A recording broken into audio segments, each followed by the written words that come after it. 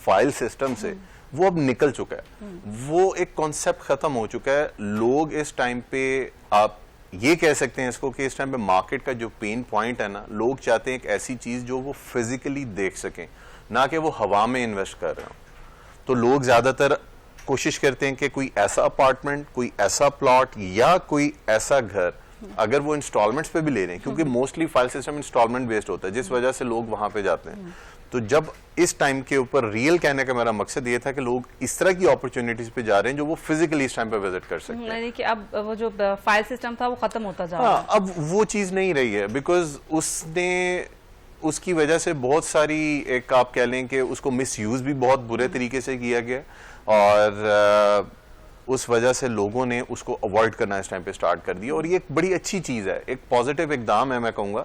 लोग safe feel कर रहे हैं इस टाइम के ऊपर, बिकॉज इस टाइम पे लोगों की नीड है कि वो एक ऐसी चीज चाहते हैं जहां वो अपनी ही चीज में रहते हुए इंस्टॉलमेंट दे सकें, या वो एक ऐसी चीज की इंस्टॉलमेंट दे रहे हो जिसका उन्हें पता हो कि हाँ, इस गली में, इस कॉर्नर पे ये मेरा प्लॉट है, या इस बिल्डिंग में, इस फ्लोर पे ये मेरा अपार्टमेंट नंबर है।